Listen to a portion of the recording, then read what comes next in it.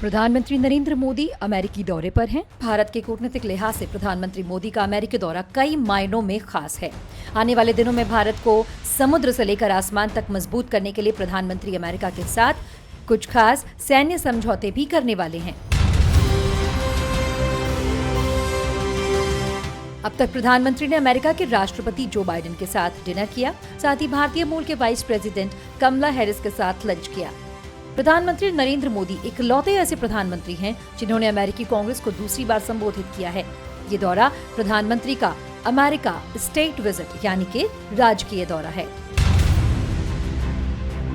प्रधानमंत्री को Washington DC में गार्ड ऑफ ऑनर दिया गया। इस दौरान प्रधानमंत्री यूएन हेडक्वार्टर को संबोधित करते हुए बोले, इस दशक को तकनीकी दशक बनाना हमारा लक्ष्य है। शिक्षा और कौशल सुनहरे भविष्य के लिए हमने नई शिक्षा नीति पेश की है। भारत नेशनल साइंस फाउंडेशन के साथ मिलकर कई प्रोजेक्ट्स पर काम करेगा। मैं जैसे ही नेशनल साइंस फाउंडेशन के कार्यक्रम में वॉशिंगटन पहुंचा हूं, मुझे खास तरह के क्रिएटिव युवाओं से मिलने का मौका मिला है। मैं बेहद खुश हूं। मैं बहुत खुश हूं कि आज वॉशिंगटन आते ही मुझे इतने यंग और क्रिएटिव माइंड्स के साथ जुड़ने का मौका मिला है। अमेरिका दौरे पर प्रधानमंत्री ने कई उद्योगपतियों से भी मुलाकात की, जिसमें ट्विटर जैसे बड़े कंपनी के मालिक एलन मस्क का भी नाम शामिल है। एलन मस्क ने प्रधानमंत्री से मुलाकात के बाद कहा कि मैं मोदी का फैन हूँ। I am a fan of Modi, so I have to say that. वो भारत की सच में चिंता करते हैं। वो चाह रहे हैं कि हम भारत में इन्वेस्टमेंट करें। हम भी भारत के लिए कुछ करना चाहते हैं, बस सही समय का इंतजार है। भारत में सेमीकंडक्टर इकोसिस्टम को मजबूत करने के लिए नरेंद्र मोदी के अप्लाइड मटेरियल्स के अध्यक्ष और सीईओ गैरी ई डिकरसन के साथ भी बैठक हुई। जनरल इलेक्ट्रिक के सीईओ एच लॉरेंस कल्प जूनियर से भी प्रधानमंत्री मिले। भारत में मैन्युफैक्चरिंग को तेज करने के लिए जीई के व्यापक टेक्नोलॉजी सहयोग पर भी बात की।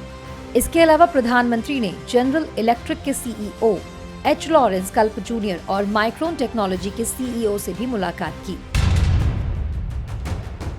इन सबके अलावा प्रधानमंत्री भारतीय सैन्य ताकत को बढ़ाने के लिए कुछ खास समझौतों पर भी चर्चा कर सकते हैं।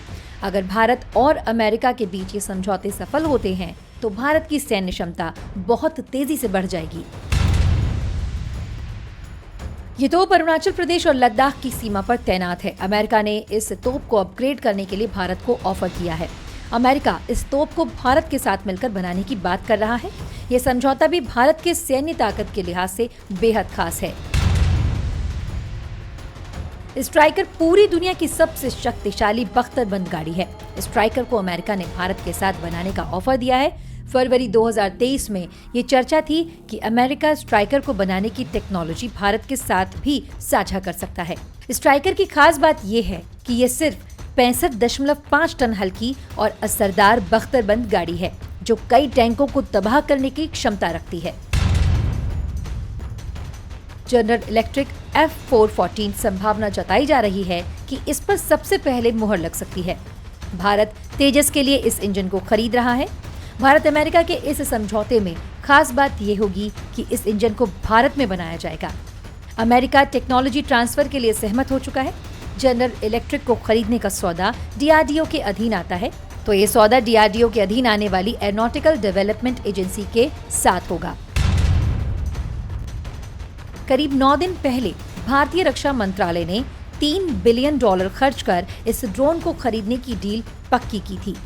प्रधानमंत्री अपने दौरे में इस डील की पुष्टि कर सकते हैं। ये ड्रोन नेवी एयरफोर्स के अलावा आर्मी को भी दिया जाएगा। Bureau report, भारतश्री।